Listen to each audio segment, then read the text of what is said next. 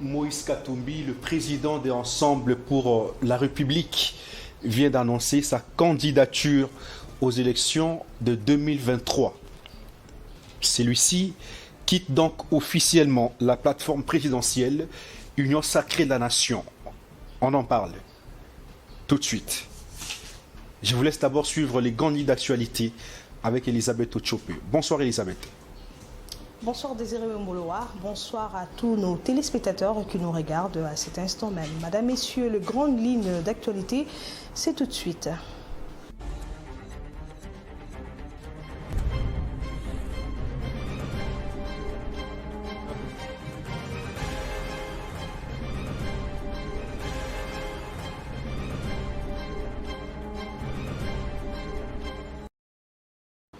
Après avoir travaillé pendant autant d'années aux côtés de Félix Antoine Tshisekedi Tshilombo, le président de Ensemble pour les changements annonce sa candidature aux échéances prochaines. Par la même occasion, il s'auto-exclut de l'Union Sacrée des Nations, qui est une vision chère au président de la République, Félix Antoine Tshisekedi Tshilombo. Guerre dans l'Est de la République démocratique du Congo, le gouvernement préoccupé par la matérialisation du programme DDRCS. Le gouvernement de la République démocratique du Congo est à pied d'œuvre pour matérialiser le programme de désarmement, démobilisation, relèvement communautaire et social. C'est dans ce cadre que le Premier ministre Jean-Michel Samalukonde Kyenge a présidé jeudi 15 décembre dernier à la primature une réunion du conseil d'administration du Fonds de cohérence et de stabilisation. Plus de 13 250 personnes déplacées et ont fui leur village regagnent leur habitation respectif dans 4 groupements de la chefferie de Walesa-Vonkutu en territoire d'Irumu dans la province d'Ituri. C'est le résultat de la paix imposée par les forces armées de la République démocratique du Congo en cette période de l'état de siège décrété sur l'axe Komanda-Luna dans la route nationale numéro 4. C'est tout pour ces grandes lignes d'actualité. Madame, Messieurs, je vous retrouve à 19h juste pour la grande édition du journal. Mais en attendant, prenez rendez-vous avec Désiré Wemboloa. À très bientôt. Merci Elisabeth Ochope. Bonsoir à vous et merci pour la confiance que vous nous faites. Juste après ceci, nous revenons à vous.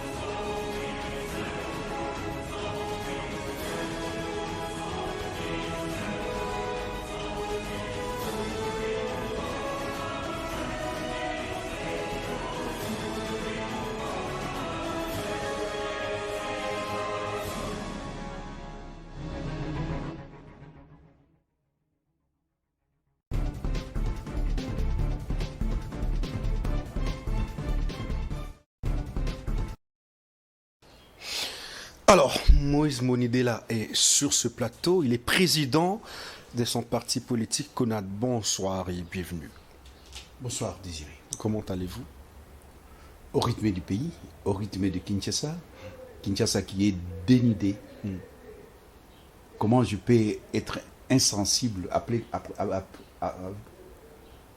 avec 140 morts dans la vie à peu près. C'est plus. Même plus, voilà. Parce qu'il y avait 141 personnes, voilà. Mais maintenant, hier, on a encore découvert 16 autres à Matadi Kibala. Voilà pourquoi j'ai hésité. Ce qui fait 157. Voilà pourquoi j'ai hésité, parce que le nombre, je disais, il ne faut pas que je dise n'importe quoi, parce que nous sommes à la télé, et c'est une chaîne de télé qui est très suivie. Alors, très bien. Face à une telle situation, comment je peux être insensible? Pourquoi je vais dire que je me porte bien? Peut-être parmi ces gens-là, il y a des amis. Il y a des amis, il y a des frères, des frères. Tout à fait. Bref, ce sont des Congolais. qui meurent par la bêtise humaine. En dehors de la furie de la nature, il y a une responsabilité humaine. D'accord. Et là, je ne peux pas, en tant qu'homme politique, en tant que président d'un parti, en tant qu'humaniste, je ne peux pas être bien, je ne peux pas me porter bien. C'est même inconscient de ma part de dire que je me porte bien. Bon, on en parlera. Parce que c'est un sujet inscrit à l'ordre du jour. Mais je voudrais que l'on commence par un sujet d'actualité qui vient de tomber il y a peu. Moïse Katumbi qui vient d'annoncer sa candidature aux élections de 2023. Il s'est prononcé à travers France 24 RFI. Nous venons de suivre la candidature annoncée par Moïse Katumbi. Comment avez-vous reçu la candidature de Moïse Katumbi aux élections de 2023? Est-ce que le moment est opportun? Laisse-moi tout d'abord saluer le professionnalisme de la chaîne. Moi, je m'attendais à autre chose. Connaissant bien l'éditorial, je peux dire la ligne éditoriale, ligne éditoriale de la chaîne, je suis étonné qu'on commence par ça. Donc je salue Merci beaucoup. Le professionnalisme. Je crois que c'est ça. Ça aussi, ça montre que la démocratie dans notre pays est en marche. Même dans les chaînes de télé où on peut cataloguer la chaîne comme étant proche du pouvoir. Mais voilà qu'il y a un candidat, c'est-à-dire ce candidat, il va se présenter face à Fati, parce que Fati a déjà déclaré sa candidature.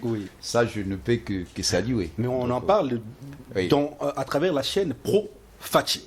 Et ça, c'est bien. Ça veut dire que, parce qu'ici, nous sommes le temple de la démocratie. Ah ben c'est bien. Nous recevons tout le monde. Je suis en train de vivre ça. D'accord. Et un jour, je témoignerai ça parce que j'y arrive. Et on commente avec vous alors que la nouvelle est encore chaude. Tout à fait. Alors, mais je dis que je salue la candidature de Moïse Katumbi. Je salue la démocratie qui est en marche. Nous nous sommes bâtis dans ces pays pour la démocratie. Moi, personnellement, j'ai frôlé plusieurs fois la mort pour simplement se battre pour l'éclosion de la démocratie, pour l'éclosion et beaucoup de gens sont morts pour cette. Il ne faut pas oublier ça. Si on oublie ça, on ne voit pas l'importance d'une telle candidature. Hier, ce n'était pas le cas.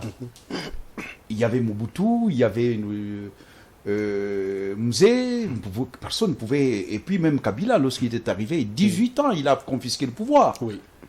Donc c'était pas. Mais aujourd'hui, tout le monde peut être candidat. C'est ce que Bourdieu parle de la mutation sociale.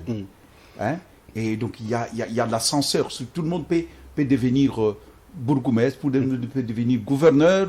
Et alors qu'à l'époque, c'était pas ça. Tout le monde peut devenir président de la République. Et donc il faut saluer. Et c'est les combats de l'UDPS. C'est les combats de Moïse Mounidela. Moïse Katumbi nous a trouvés, nous, dans l'arène politique. Donc je ne peux que saluer en tant que démocrate. Qu'est-ce que je peux dire d'autre? Est-ce que c'est le moment? Ben oui, c'est le moment. Il n'y a pas de moment. La CENI peut tolérer? Oui. C'est pas la CENI qui donne le délai de pouvoir se prononcer si on est candidat ou non? Ah non. On peut se réveiller et puis on se dit candidat, on publie facilement comme ça. Oui, c'est comme ça. Mais le président Félix Tshisekedi a annoncé qu'il sera candidat. Martin Fayulu a annoncé qu'il est candidat. La liste est très longue. Les gens, d'ailleurs Moïse Katumbi par rapport... Il y a plus de 10 candidats, je ne vais pas les citer parce que ici, je ne suis pas là pour faire leur campagne électorale, mais oui, parce que nous sommes déjà en pré-campagne. Et donc c'est tout à fait normal, ça va dans... Mais il dit que ça sera avalisé par les congrès. Il y a les congrès de son parti. Oui, mais déjà, le fait qu'il s'annonce ou qu'il annonce sa candidature, il dit déjà qu'il sera candidat, mais il parle également du congrès. Ça n'est pas contradictoire. Ce n'est pas contradictoire. Pourquoi il n'a pas attendu que le congrès le déclare officiellement candidat pour qu'il vienne se prononcer? Non, chaque parti a ses règles du jeu. Il y a des partis où le président du parti est automatiquement candidat président de la République. Moi, dans mon parti, par exemple, les gens me disent, mon président, tu dois être candidat. Les partis disent, tu es notre candidat naturel. Même en Europe, moi, à l'époque, au Rocard, on dirait candidat naturel de la gauche. On disait ça. Donc c'est tout à fait normal, nous sommes dans des... Est-ce que c'est une pratique qu'il faut encourager? Il ne faudra pas quand même que les choses changent. Pourquoi est-ce qu'on a beaucoup plus affaire à des présidents de partis politiques qui sont des miroirs du parti et en même moment candidats aux élections Je crois que ça aurait été mieux de être candidat à la candidature. Je crois qu'il est candidat à la candidature. Mais la candidature sera avalisée au contraire. D'accord. Voilà. Donc, mais on ne peut pas lui reprocher. C'est le règle du jeu de son parti politique. Pourquoi? Donc chacun arrange son lit comme il attend. Mais vous le voyez aux côtés de Félix Tshisekedi, parce qu'il a deux ministres au sein du gouvernement, il a également de mandataire, mais aujourd'hui il s'est dit candidat. Quel sera le sort de ceux qui travaillent avec Félix, mais qui sont également avec Moïse Katumbi maintenant? Bon, c'est l'unité dans la diversité, hein. Donc je crois que vous venez de le dire, je viens de suivre les grandes lignes du journal, oui, où on parle de les retraits, l'auto-exclusion, oui, dans l'union sacrée. Donc oui, du moment ça, donc on doit tirer les conséquences qui s'imposent, les conséquences politiques qui s'imposent. Donc c'est vrai que d'ici là, il y aura des ministres qui vont dire nous restons, ou il y aura des ministres qui vont dire nous quittons, nous accompagnons Moïse parce que nous sommes venus au nom de lui. Il doit y avoir quand même une logique politique, même si on dit qu'il n'y a pas de logique. Non, il y a quand même la politique, c'est un art. La politique, c'est de la noblesse. Il doit y avoir une logique. Vous voyez un ministre, vous, quitter le gouvernement, quitter le fauteuil, quitter l'aisance du ministère pour suivre un opposant qui s'est dit candidat aux élections 2023? Je dis, il y a de l'élégance en politique. Il y a de la noblesse en politique. En tout cas, partant de là, moi je crois que c'est une conséquence logique qui s'impose. Vous êtes allé là-bas avec un mandat d'un parti politique, d'un regroupement politique. Du moment où les chefs, il dit que nous quittons, quand il dit nous quittons, il quitte, et il quitte avec les siens. Je crois que par rapport à ça, il faut tirer les leçons qui s'imposent. Mais nous sommes au Congo, nous sommes sur la terre des hommes, il y aura des ministres qui vont dire non, moi je ne quitte pas. Parce que je trouve que Fati a une bonne vision que je partage. Ça aussi, il faut les concéder. Soit le confort du ministère. Bon, vous appelez confort, ça c'est votre mot, je sais votre tactique, vous me poussez pour que je puisse dégainer. Moi, Déjà, beaucoup l'ont quitté. Vous avez le ministre des Affaires étrangères qui n'est plus avec Katumbi parce qu'il a été choisi, selon lui, je l'ai suivi à l'époque, il a été choisi par Félix Antoine Tshisekedi, intuité personae, c'est lui qui l'a dit. Vous avez également le ministre de l'ESU, Moïno Zangi, qui a également créé son propre parti politique, qui a quitté Moïse Katumbi. Vous avez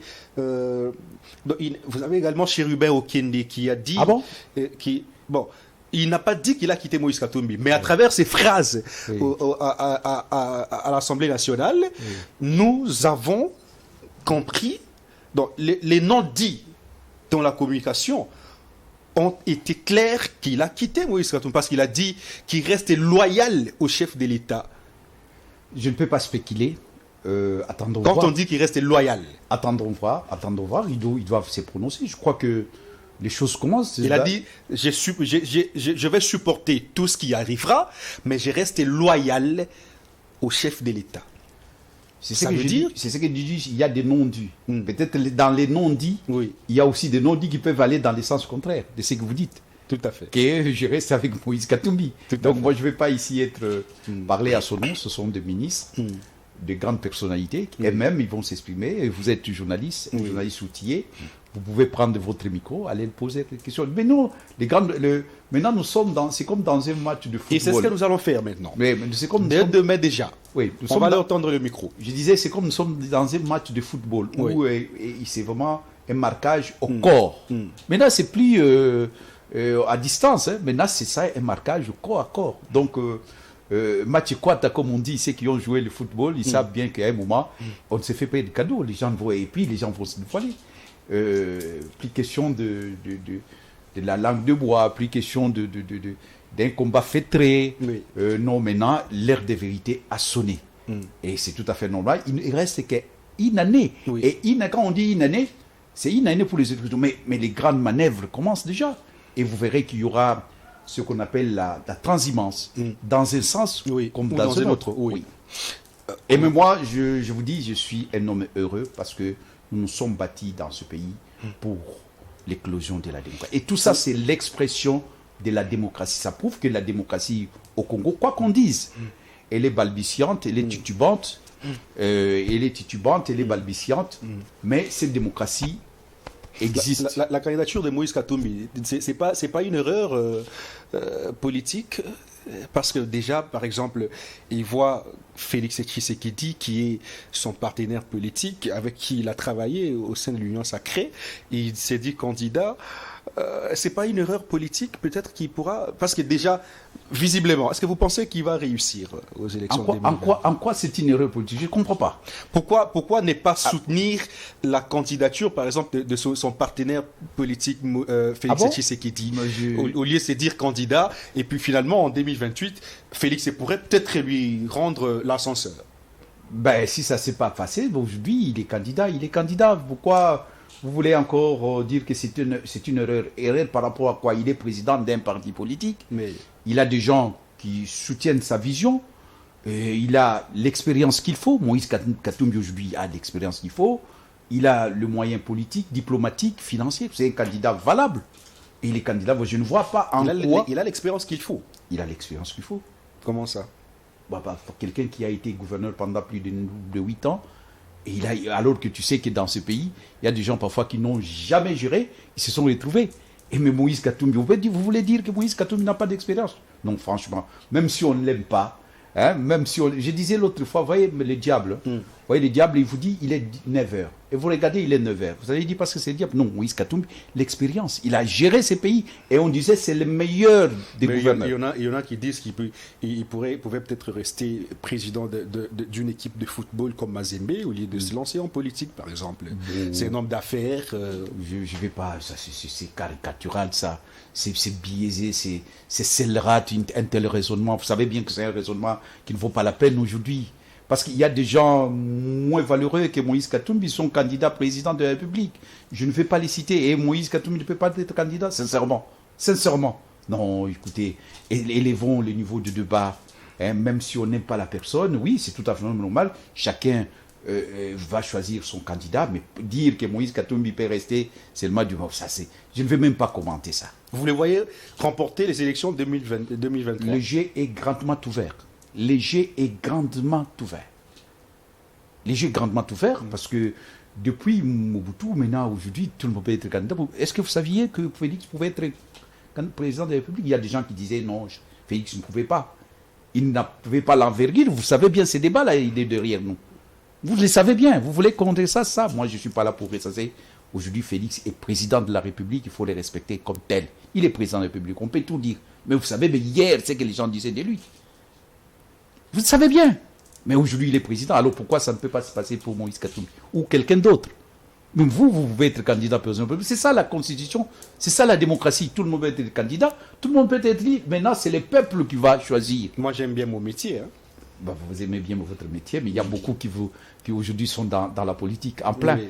Et puis, moi, je dis toujours, la presse et la politique, c'est deux faces de la même monnaie. Et d'ailleurs, là, j'ai un livre que je dois demander. C'est le livre que j'avais donné à Alain Koï, je le cite.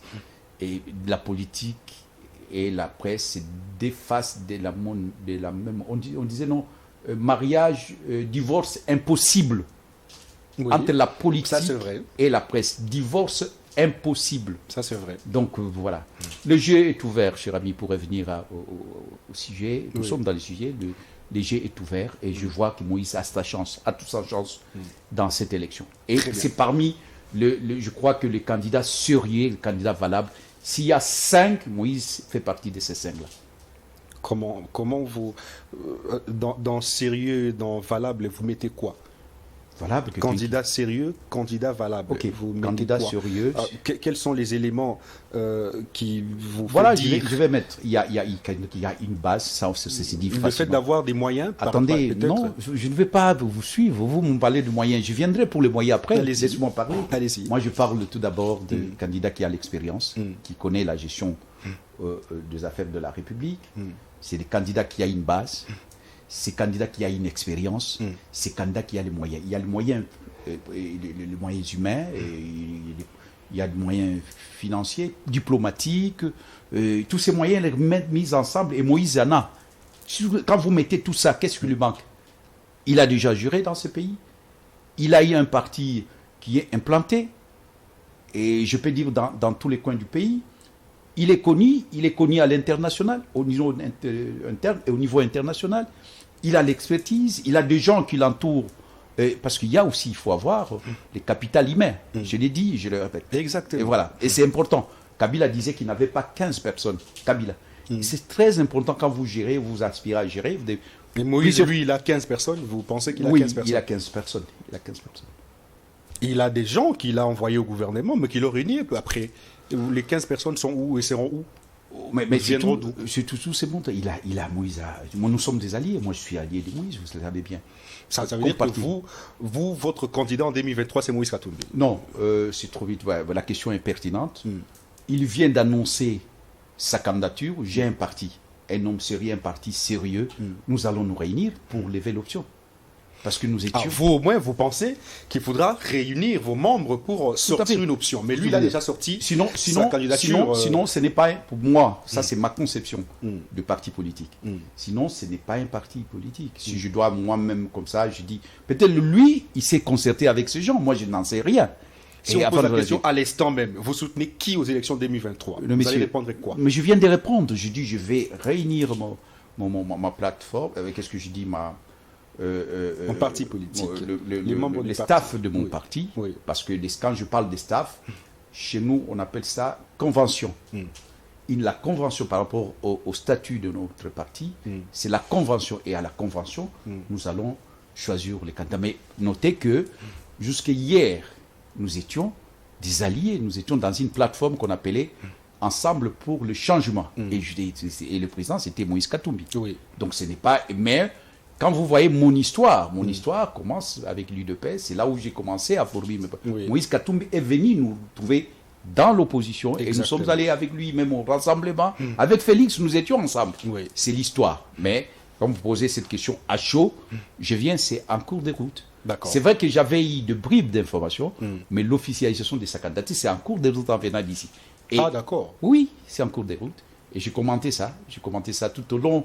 Dès que j'ai quitté la maison, 5 minutes après, on commençait à m'appeler pour me dire Moïse Katumbi est candidat. Je dis oui. Mais là, je dois réunir mon staff, je dois réunir le congrès de mon parti. C'est que nous appelons convention.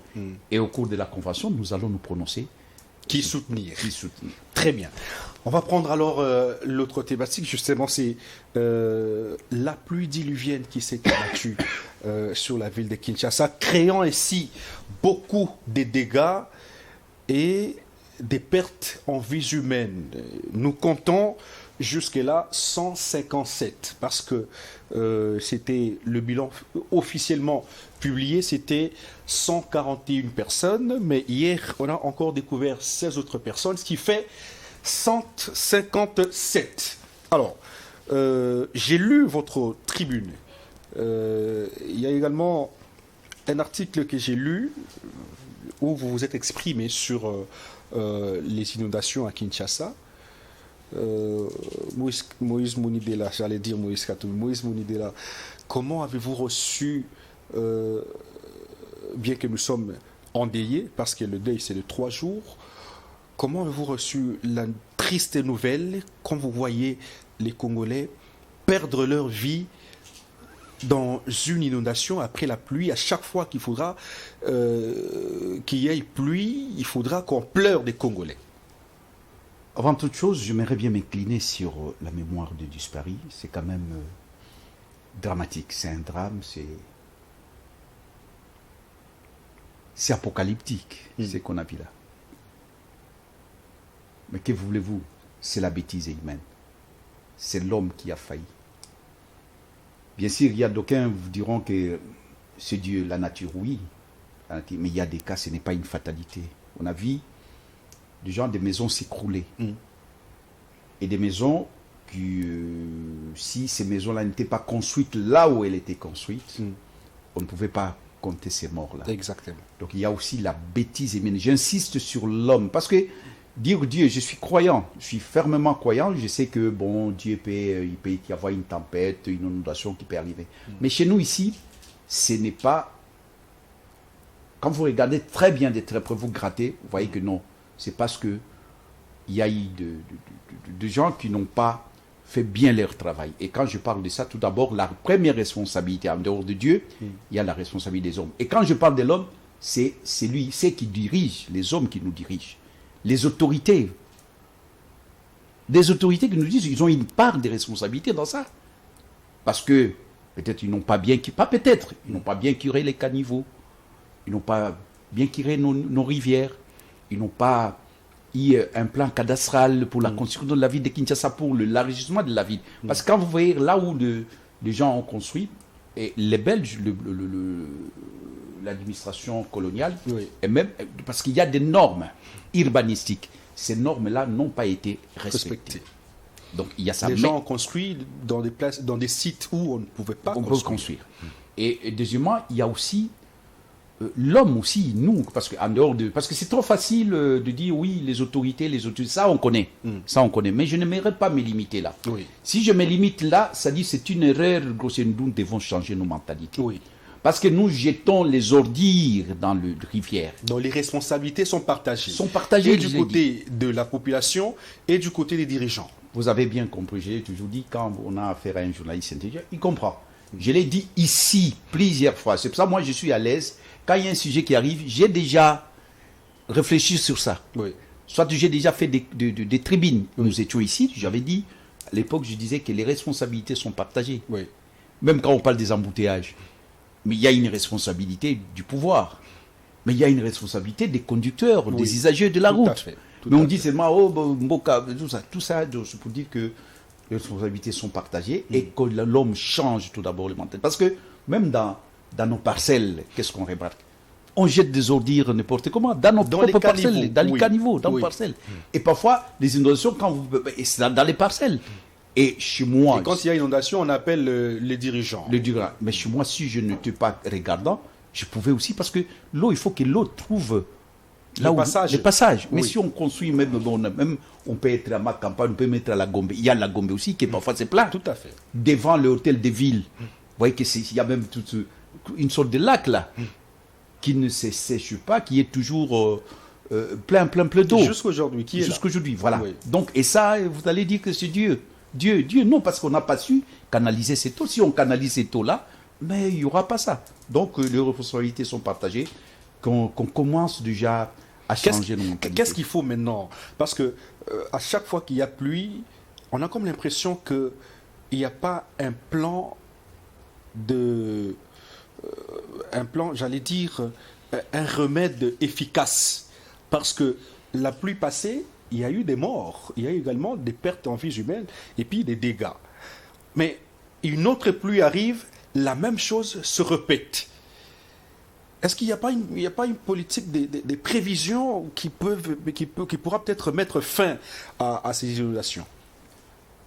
Au risque de vous décevoir, je dis que les dirigeants qui sont là, je ne vois pas parce qu'il faut changer de mentalité. Vous savez, ça demande quand même que nous puissions avoir l'homme nouveau dans ces pays. Cet homme nouveau, il faut le préparer. Peut-être dans 5, 10, 20 ans, on aura cet homme-là. Parce que on traîne des tares difficiles. Parce que je ne peux pas comprendre, cher ami, je ne peux pas comprendre quand on est gouverneur et qu'on dit que voilà, Mboko et Kobonga Issoute. Vous avez déjà entendu ça parler de ça? Oui, André Kimbuta l'a dit. Oui, voilà. Un gouverneur qui dit Mboko et Kobonga Issoute. C'est-à-dire qu'il n'est même pas conscient de sa gestion. Sa saison. Il est résigné, il est fataliste. Dit Mboko et Kobonga. Alors que Mboko et Kobonga. Comment Mboko et Kobonga t'es? Pourquoi ailleurs ça marche et pourquoi chez nous ça ne marche pas? Mais c'est lui qui devait le faire. Qui devait le faire. Et alors, si vous avez des genres de dirigeants, qu'est-ce que vous attendez? Quel résultat? Vous attendez quel résultat? Et c'est pour ça que j'ai peur qu'il y ait un groupe de dirigeants qui sont comme ça, qui disent que Congo est bon. Voilà. Et vous avez suivi même le président de la République. Le président de la République qui dit Mboko est sur Koufakala. Tu vois, c'est ce genre de propos. Mais il ne s'était pas limité à ce niveau-là. Non, cher ami. Il a dit Mboko Koufa, Bisoto Yé Kose Kwissa. Non, il n'avait pas dit ça. C'est justement ce qu'il a dit. Ouais, bon, s'il a dit, mais le fait seulement de dire Mboko Koufa Kala, oui, ok. Le diagnostic peut-être ça. Mais il a la mission lui chef de l'État, il y a que c'est ce qu'il a dit, justement. Oui, il doit réanimer. C'est lui le médecin urgentiste. C'est ce qu'il a dit. Oui. Parce qu'on lui disait qu'il y a des détournements qui sont enregistrés dans votre entourage. Voilà pourquoi il a dit que Mboko ici est Koufa Kala. Biso toye ko yibate, mais toye ndeko sekwisango. Ça veut dire qu'il est venu ressusciter le pays. C'est ça justement, il faudrait mettre non, mais moi dans leur contexte. Je l'ai dit que c'était quand même le fait de dire que ça, c'est comme je me rappelle Mobutu qui disait non. Mboka, je viens de te parler de Kimbuta, Mobutu qui disait Toyiba, Meiba, Mouké. Tu vois, quand un chef dit des choses comme ça, ça ne donne pas de Mobutu disait quoi? Toyiba, Meiba, Mouké. Oh, ah ben oui, Mobutu a dit ça. Et voilà, les gens ont volé, nous continuons. Quand on est chef, il y a des choses qu'on peut dire. Il a dit Toyiba. Oui, Mobutu a dit, voilà, vous êtes jeune, vous ne savez pas, Mobutu Toyiba. Toyiba, Mouké. Voilà.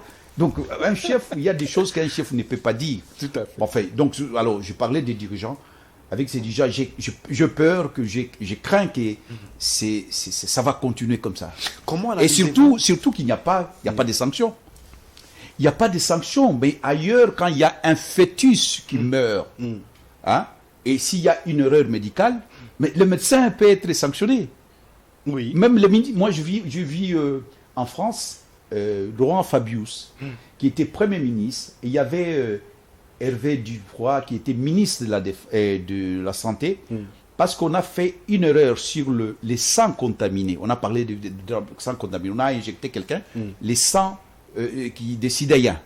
Mais ça fait des boucans. Alors que lui, il est Premier ministre, c'était pour lui. Mais il a raté d'être président de la République, alors qu'il avait toute la chance. La gauche ne l'a jamais aligné parce qu'il traînait ça. Il traînait, c'est comme un boulet contre lui.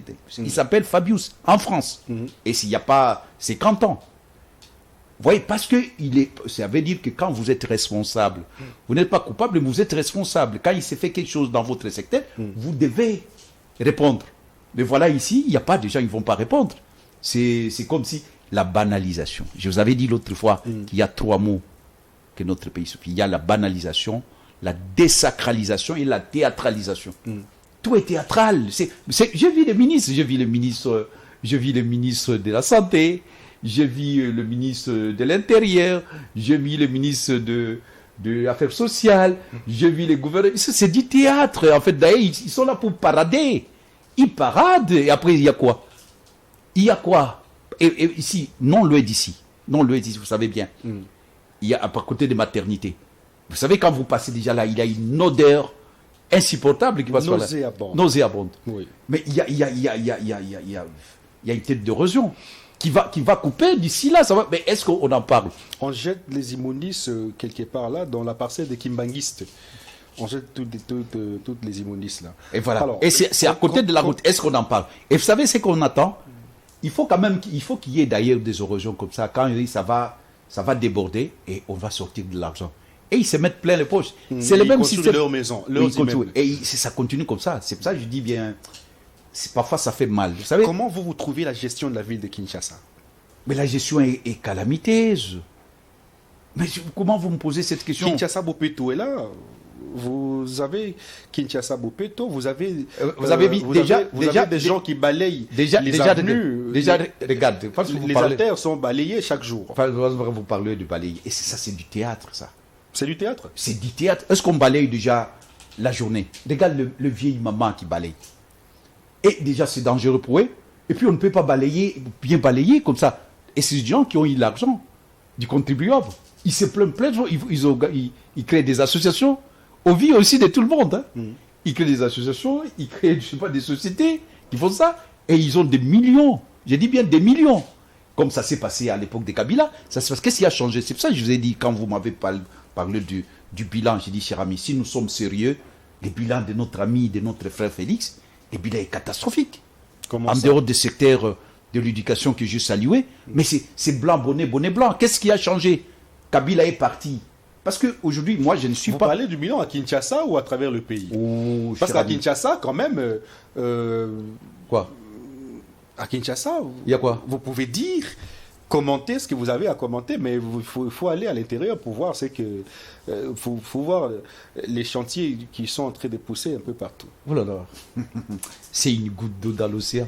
Mais le président nous a dit qu'il fera du Congo l'Allemagne de l'Afrique. Oui, mais il y a des contraintes. Il disait qu'il va faire des millionnaires. Il a été interpellé. C'est pas Moïse Monidé là, monsieur. C'est les jeunes. Ça, ces jeunes-là ne sont pas des politiciens. À ce que je sache, les jeunes ont rabroué les chefs de l'État. Ils ont dit non, tout ce que tu as dit, tu nommes des gens qui sont des stagiaires au sommet de l'État. Ce n'est pas des propos de Moïse Monida. Je suis très tendre. D'ailleurs, il y a des gens qui me reprochent. Dit, mais avec Kabila, tu es très, très sévère. Mais avec Félix, c'est pourquoi tu fais ça. Bon, je dis, bon, je ne sais pas. C'est parce que c'est un frère, je l'ai dit. Mais autant je dis ça, mais ça nous donne quand même un devoir. Parce que hier, nous avons dit ça contre Kabila. Mais aujourd'hui, c'est les mêmes causes et les mêmes faits produisent les mêmes causes produisent les mêmes effets. Oui, mais qu'est-ce qui a changé? Rien n'a changé. Mais il n'a rien. Il faudra vous rendre compte que le chef de l'État actuel n'a rien. Il n'a pas de parlementaire. Il n'a pas des majorités parlementaires. Vous avez une majorité. J'aime bien votre ironie. J'aime bien votre ironie socratique. Sous les pratiques que vous connaissez, vous avez un premier ministre qui ne vient pas de son obédience politique. Il est obligé de travailler. Ça lui empêche de faire quoi? Le Premier ministre qui est aux ordres. Il est obligé de travailler avec ceux qui ne partagent pas sa vision. Ce n'est pas Ilukamba. Ici, il est aux ordres. C'est un Premier ministre qui est aux ordres, cher ami. J'aime bien votre ironie socratique. Vous faites de l'ironie. Oui, mais il n'est pas de... Vous faites de l'ironie. Vous savez bien là où se trouve la vérité. Il n'y a rien qui change dans ces pays. Il n'est ni de son parti politique, ni de la plateforme. D'ailleurs, c'est même révoltant pour des gens comme nous. C'est révoltant. Parce que nous nous sommes battus, pas pour ça. Si on s'était aujourd'hui, c'est parce qu'on essaie un peu de dire oui, mais jusqu'à quand on va continuer à se taire comme ça? C'est l'avenir de nos enfants, des enfants de nos enfants. Non, le bilan est catastrophique. Alors vous me demandez le bilan à David de Kinshasa, je viens de vous répondre. Vous me posez encore la même question, je vous dirai toujours de la même façon.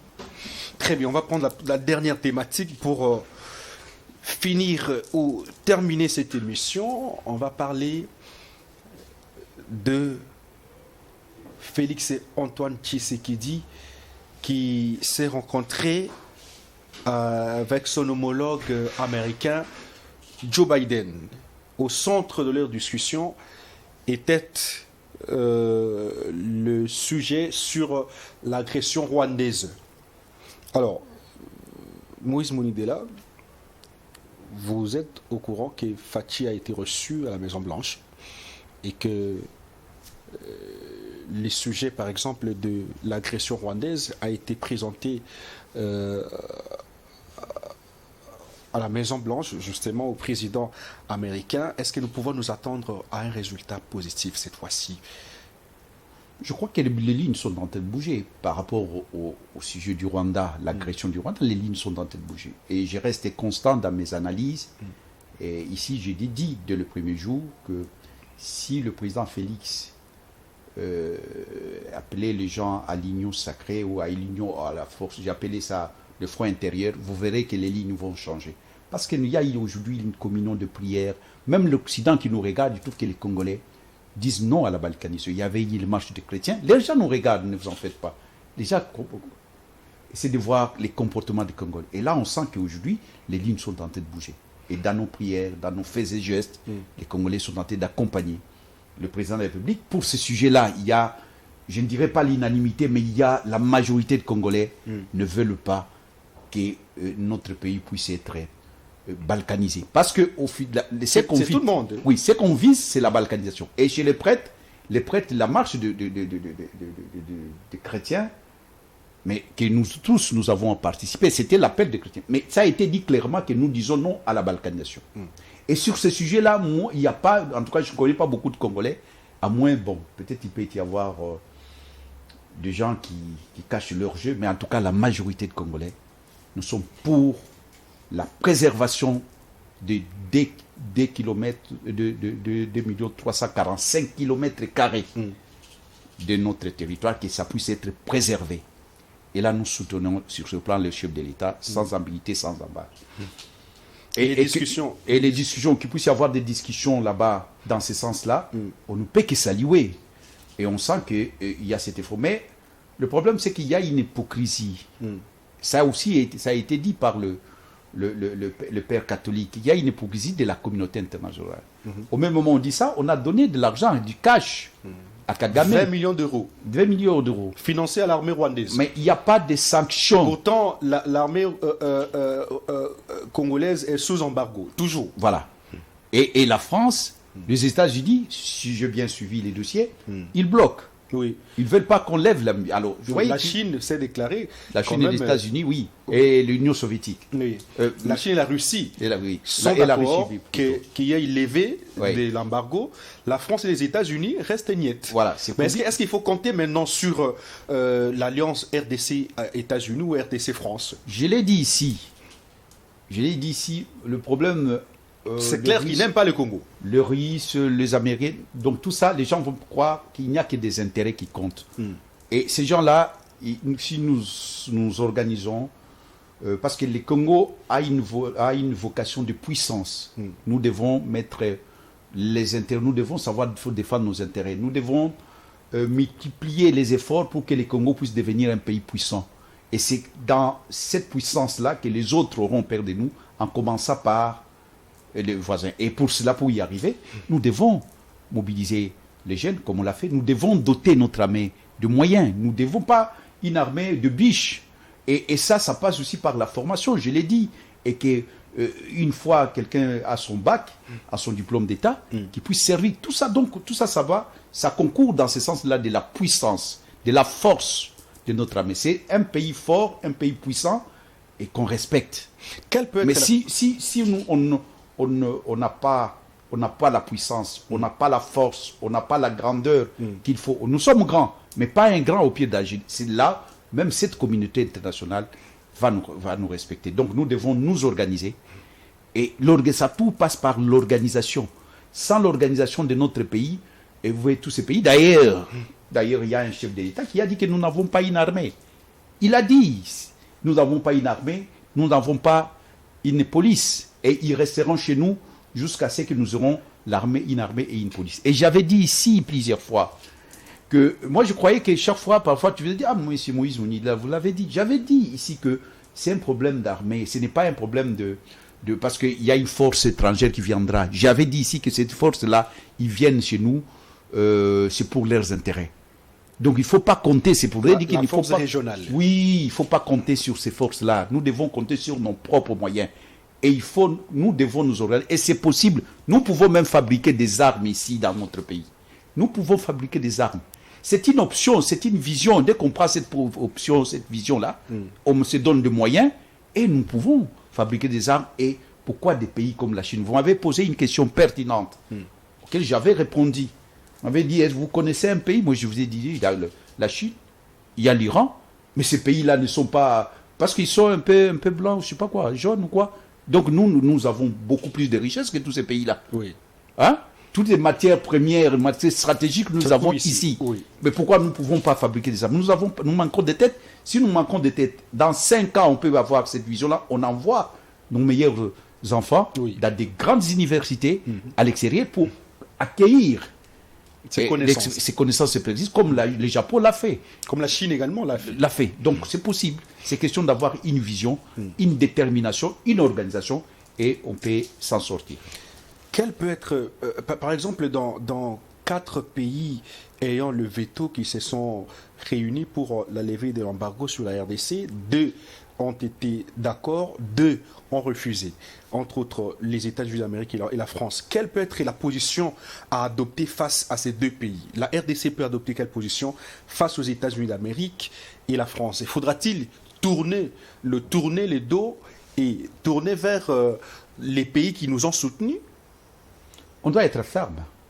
Mais je disais ici, je ne vois pas les Congo quitter du côté... Et ils semblent être nos amis alors qu'ils sont ennemis en réalité. Mais pour le faire, il faut avoir la détermination, il faut avoir la vision, il faut mettre la puissance des côtés, il faut peser. Mais malheureusement, aujourd'hui, on ne pèse pas comme on devait peser. Mais c'est pour ça que je dis, avec ce que le président vient de faire, où il a fait un appel des jeunes et tout ça, les lignes sont en train de bouger. C'est comme ça. En leur privant, par exemple,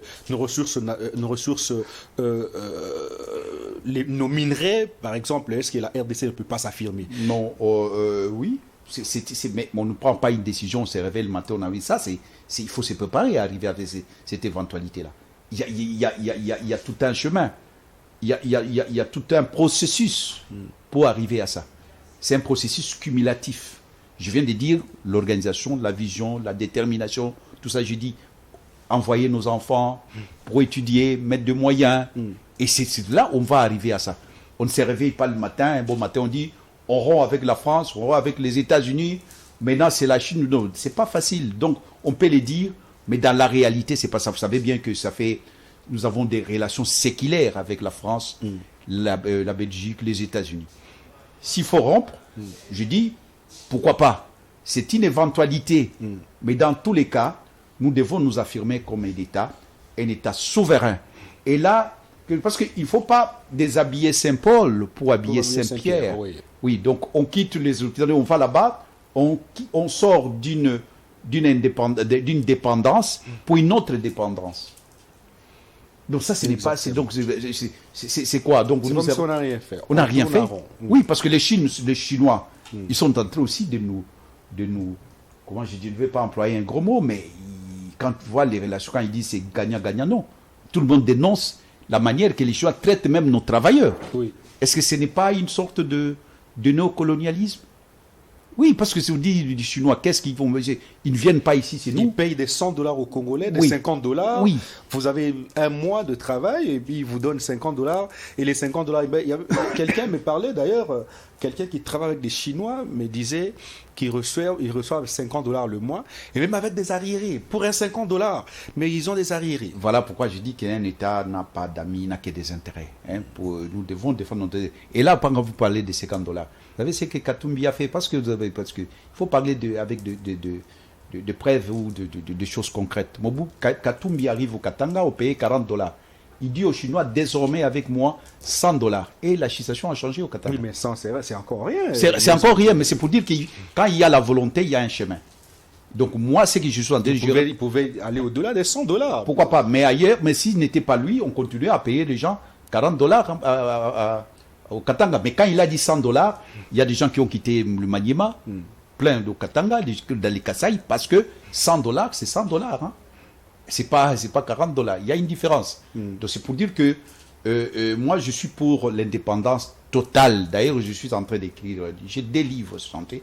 C'est l'indépendance totale de l'Afrique. Lumumba parlait parce que l'indépendance politique sans l'indépendance économique, c'est comme une bouteille. Vous fermez, mais il n'y a pas de contenu là-dedans. C'est vrai, vous avez une bouteille. Donc nous devons être indépendants. Et parce que le Congo a la vocation d'être indépendant, d'être une puissance. Parce que nous avons tout ce qu'il faut pour une puissance, pour qu'un pays, notre pays puisse être un pays.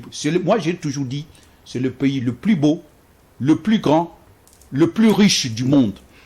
Et j'aimerais bien qu'on puisse me comprendre. Il y en a qui disent que la RDC n'est pas un pays riche.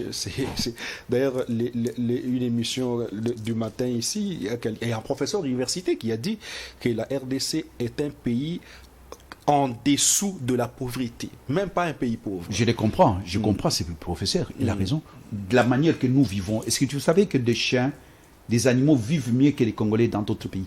Et vous trouvez ça normal? L'animal mange 2 fois, 3 fois par jour. Les Congolais ne mangent pas l'eau qu'il a tout. Quand les professeurs disent, il faut qu'il y ait des gens qui disent ça pour choquer, pour montrer à quel niveau. Oui, je comprends pourquoi c'est le professeur. Et là, dans la réalité, est-ce que nous vivons au Congo? Nous vivons-on? Les gens ne vivent pas. Est-ce que nous mangeons? Manger, pour nous, c'est un luxe. Quand quelqu'un mange du poulet, c'est un luxe dans un pays comme les nôtres. Tout ça prouve que nous sommes... C'est vrai que nous, c'est un pays qui a des potentialités, mais qu'il faut transformer en richesse. Très bien. Et la richesse, c'est ce dont on doit partager. Pas chaque matin, on donne, mais la justice sociale, est-ce qu'il y a une justice sociale? La justice distributive. Il n'y a qu'un caste de gens qui ont de l'argent, qui ont des millions, qui ont des milliards en francs congolais, même en dollars. Mais la majorité des Congolais croupissent dans une misère indescriptible. Il y a un enfant d'un ami. Nous sommes en fin de l'émission. Qui est arrivé au Congo. Et il dit, mais il y a la servitude volontaire au Congo. Et les gens doivent se révolter. Donc, on accepte, c'est-à-dire nous acceptons l'inacceptable. Et c'est ce que j'avais dit, que la situation qui se passe dans notre pays, en dehors de Dieu, nous-mêmes, nous sommes complices.